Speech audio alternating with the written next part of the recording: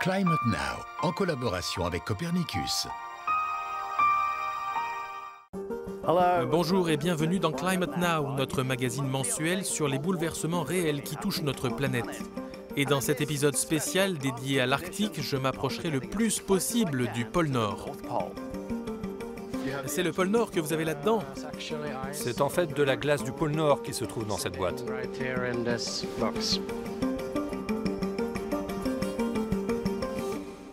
Mais d'abord, les dernières données du service Copernicus concernant le changement climatique, qui montrent qu'à l'échelle mondiale, le mois de février 2023 a été le 5e le plus chaud jamais enregistré, avec des températures supérieures de 0,3 degrés Celsius à la moyenne pour 91 2020. Sur la carte mondiale des anomalies de température, on relève plusieurs éléments remarquables. Premièrement, dans le nord du Canada et les régions de l'ouest des États-Unis, il a fait bien plus froid que la moyenne en février. En Europe, de manière générale, il a fait plus chaud, avec des températures de 1,2 degrés supérieures à la moyenne pour ce mois.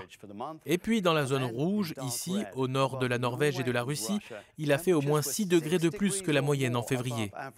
Ces températures plus élevées dans l'Arctique le mois dernier interviennent à une époque de l'année où la glace de mer devrait être abondante à la fin de l'hiver. Mais quand on regarde les données, ce n'est pas vraiment le cas.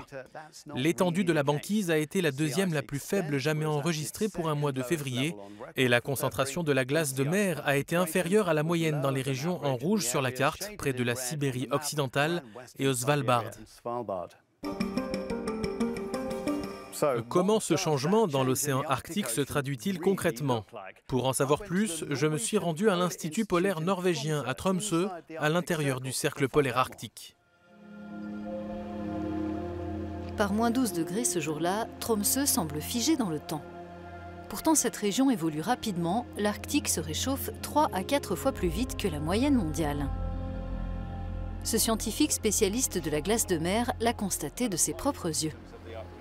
Quand je me suis aventuré ici pour la première fois, il y a peut-être 20 ans, il y avait beaucoup de banquise, de la glace épaisse et lourde. Aujourd'hui, certaines années, on a du mal à trouver un bloc de glace, un morceau de banquise sur lequel travailler. Donc la situation a beaucoup évolué au cours des dernières décennies.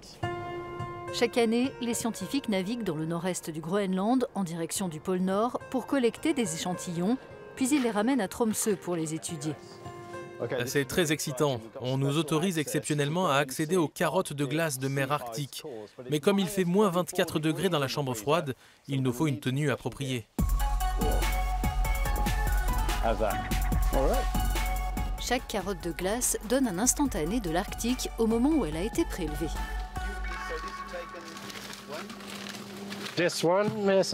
Celle-ci a été collectée à la fin du mois de juillet dernier, quand on a atteint le pôle Nord. Donc on avait environ 1,5 m de glace de mer au pôle Nord l'été dernier.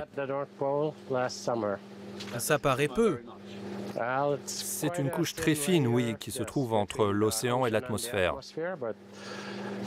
En règle générale, il y a 20 ans, il y avait environ 3 mètres de glace.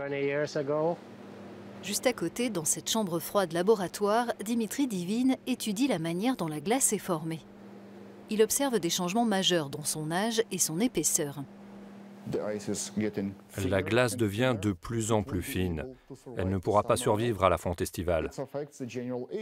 Donc aujourd'hui, la glace dans l'Arctique présente principalement les formes caractéristiques d'une glace âgée d'1 an. Les formes de glace de plusieurs années qui prévalaient il y a 20 ou 30 ans dans le centre de l'Arctique ont plus ou moins disparu. Le réchauffement de l'Arctique est en partie dû à ce que l'on appelle des boucles de rétroaction. Par exemple, l'une d'elles, c'est le fait que l'eau de mer soit plus foncée que la glace et donc se réchauffe plus vite, ce qui accélère la fonte. Pour autant, cette région polaire renferme encore de nombreuses inconnues. La glace de mer dépend de l'atmosphère et de l'océan qui se trouve en dessous. C'est un système assez complexe à comprendre.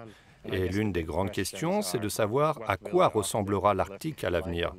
C'est difficile de répondre car on ne comprend pas encore tout à fait son fonctionnement actuel.